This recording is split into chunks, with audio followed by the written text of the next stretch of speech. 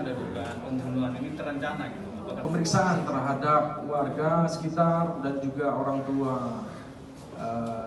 Saya pikir yang pertama dari kasus ini kita melihat bagaimana lagi-lagi posisi anak itu sangat rentan di masyarakat. Mari kita doakan anak korban ini dan juga keluarga forensik yang merupakan organisasi profesi yang menerapkan psikologi dalam upaya penegakan hukum.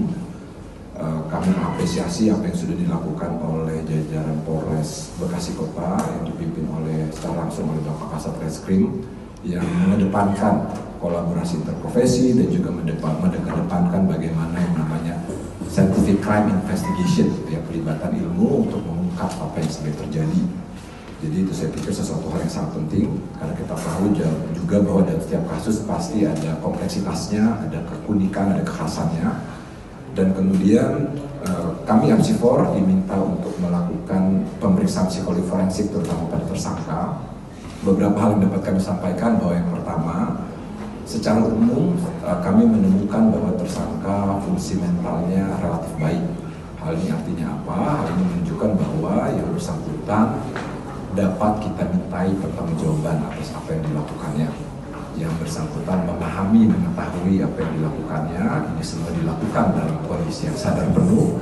Dia juga tahu apa konsekuensinya, yang kemudian tindakan dilakukan akibatnya pada korban, dia pun mengetahuinya. Oleh sebab itu, hal ini menunjukkan bahwa yang bersangkutan memiliki kompetensi yang memadai untuk kita mintai pertanggungjawaban atas tindakan yang dilakukan. Lalu yang berikutnya saya pikir yang juga penting untuk disampaikan bahwa kami juga tidak menemukan adanya indikasi gangguan psikologis yang bermakna yang dapat mengurangi tuntutan untuk yang bersangkutan mempertanggungjawabkan tindakannya.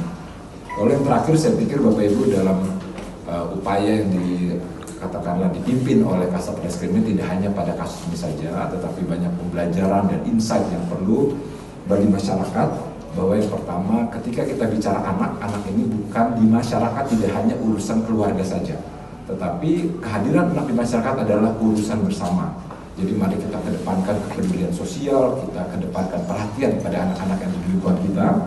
Menjadi penting bahwa ketika orang dewasa di sekitar kehidupan anak melihat ada situasi rentan yang ada pada anak, maka kita harus kedepankan upaya pelindungan.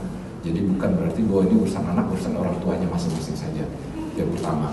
Lalu kemudian menjadi penting juga bagaimana kita memastikan bahwa lingkungan sekitar kita adalah lingkungan yang ramah bagi anak. Karena anak membutuhkan lingkungan yang suportif dalam rangka tumbuh dan kembangnya. Saya pikir itu yang dapat Bapak Ibu sekalian yang saya hormati.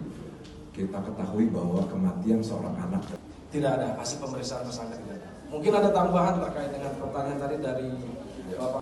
Tidak ada hasil pemeriksaan tersangka, tidak ada. Mungkin ada tambahan terkait dengan pertanyaan tadi dari Bapak. Jangan lupa subscribe ya.